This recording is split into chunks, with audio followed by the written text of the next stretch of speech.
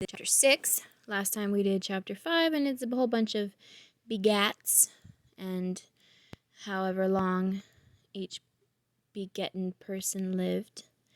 Begetting. Not a word. And it ended with Noah, at 500 years old, had begat Shem, Ham, and Japheth. Moving along to chapter 6. And it came to pass, when men began to multiply on the face of the earth, and daughters were born unto them, that the sons of God saw the daughters of men, that they were fair, and they took them wives of all which they chose. And the Lord said, My spirit shall not always strive with man, for that he also is flesh. Yet his days shall be 120 years. There were giants in the earth in those days, and also after that, when the sons of God came in unto the daughters of men, and they bare children to them, the same became mighty men which were of old, men of renown. And God saw that the wickedness of man was great in the earth, and that every imagination of the thoughts of his heart was only evil continually. And it repented the Lord that he had made man on the earth, and it grieved him at his heart. And the Lord said, I will destroy man whom I have created from the face of the earth, both man and beast, and the creeping thing, and the fowls of the air, for it repenteth me that I have made them. He regrets. But Noah found grace in the eyes of the Lord. These are the generations of Noah. Noah was a just man, and perfect in his generations, and Noah walked with God.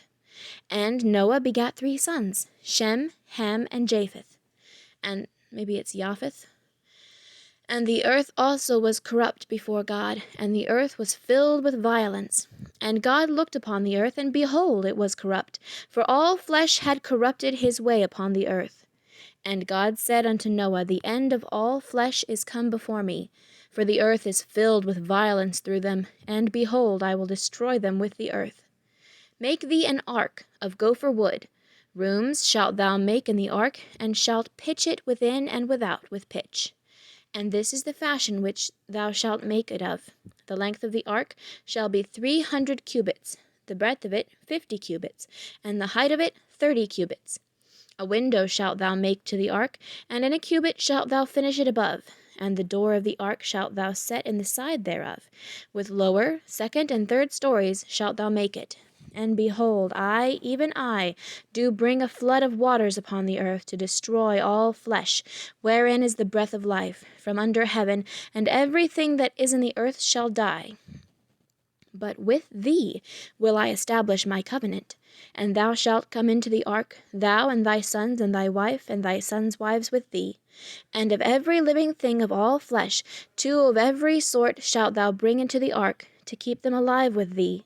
They shall be male and female, of fowls after their kind, and of cattle after their kind, of every creeping thing of the earth after his kind, 2 of every sort shall come unto thee, to keep them alive. And take thou unto thee of all food that is eaten, and thou shalt gather it to thee, and it shall be for food for thee and for them. Thus did Noah, according to all that God commanded him, so did he. That's the end of that chapter.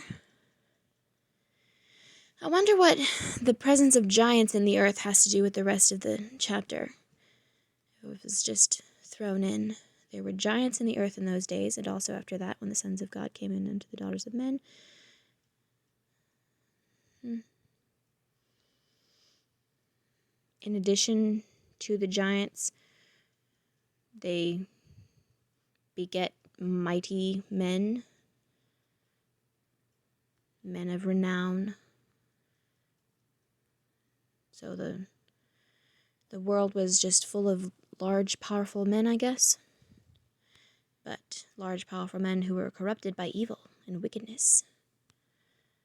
Even if you are large and powerful, you can be drowned by God.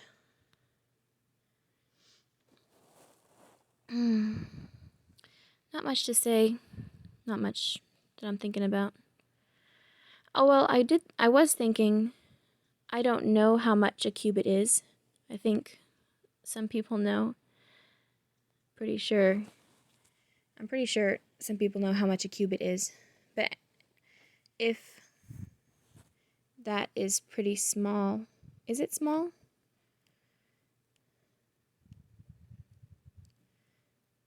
$300 cubits. That doesn't sound small. But anyway, I was thinking maybe animals were smaller back then. Maybe they've evolved bigger. Just a thought. But anyway, even if it was hard to fit everything in the ark and everybody, that was God's covenant with Noah, that he would be allowed to live. So God can do whatever he needs to do to keep them alive, because he's God. He makes the rules. He lives outside of the rules that he made, which means that he can manipulate the rules however much he wants. That's what miracles are, such as floods that cover the whole earth. People that actually survive floods that cover the whole earth. That's pretty miraculous. Anyway, about the animals, what I've talked about before, in about creation, I mentioned how I think I mentioned this. I do, of course, believe that animals have evolved into. I don't believe that animals have evolved from one species into another species. I mean, like a cat. I don't believe that a cat could evolve into a dog, or whatever sort of thing is believed. I do not believe that apes evolved into humans. Anyway, but interspecies evolving into different things of the same species, like different breeds of dogs and so forth, obviously. Anyway, so this long ago, there, I'm sure, were much fewer types of animal. You know what I'm saying? So you're not like putting every kind of dog on the ark. That would take up way too much space. You're not putting every breed of elephant or whatever. There's like 3 or 4 elephant breeds, I think. Anyway, you're just doing one male elephant, one female elephant, one male dog, one female dog, or probably wolves in this case. I don't know. Anyway, so that's a lot less than if you just think about every kind of animal today. And no, it would have been a lot less than that. And maybe they were smaller, like I said before. Maybe they've evolved bigger. Maybe there were unicorns. Maybe there were dragons. They just died later. Maybe there were dinosaurs. Anyway, that's all. Thank you. Good night.